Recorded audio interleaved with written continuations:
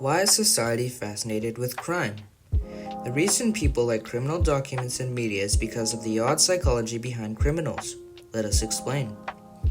Psychology is the study of behavior in the human mind. The key reason it is so popular with criminals is because their behavior and mind is different from normal citizens. Murderers have a whole different mindset than us. They're less emotional and more evil and cruel inside. We all find it so fascinating and have so many questions towards their actions. Here is our examples of strange psychology in criminals.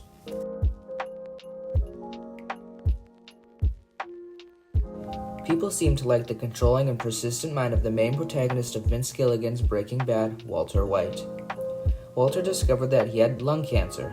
It had a big impact on him, and he knew that he would have to make a large amount of money to provide for his family after he died.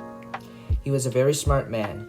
He knew everything about chemistry, even to the point where he knew how to make methamphetamine. He wanted to make a lot of money for his family before he died, so he decided to start selling methamphetamine alongside Jesse Pinkman. He originally had $50,000 before selling, but after a day of selling methamphetamine, he made around $300,000. He thought the more he sold and the more money he made him think that he had more power over everyone else does. The reason people found the show so fascinating is because they were so interested and surprised on how he was so focused to provide for his family for so long. He never let anyone get in his way, but his persistent mind eventually led to his downfall. He knew that he had messed up when his brother ended up dying, his family left him, and his partner was almost killed.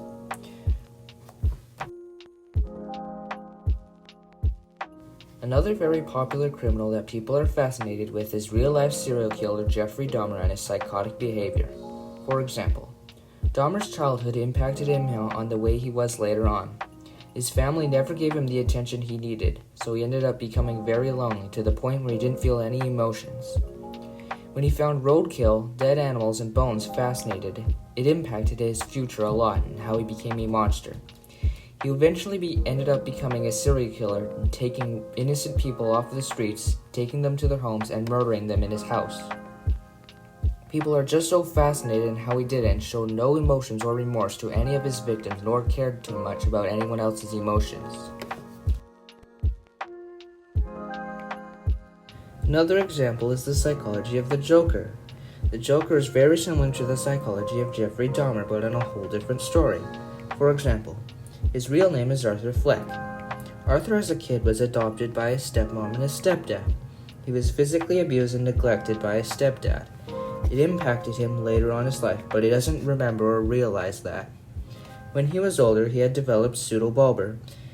It's where you can't control your laughter or your crying. It basically messes with your emotions a lot to the point where you're unable to control them whatsoever. That had a huge impact on his life. Later on, he did a bunch of criminal activities that people started to notice, and a lot of people cheered him on, but for the wrong reason. It made him think that he had so much power in the world because he thought he could do anything he wanted because people gave him the idea that they had his back. People found the Joker amusing and fascinating is because all of the mental issues he faces and he attempts to fit into society. The reason society is fascinated with murderers and crime is because their behavior and mind is different from normal citizens. The controlling mind of Walter White or the psychotic minds of Arthur Fleck and real-life criminal Jeffrey Dahmer are also popular because their odd psychology and interactions with society are completely different from normal people.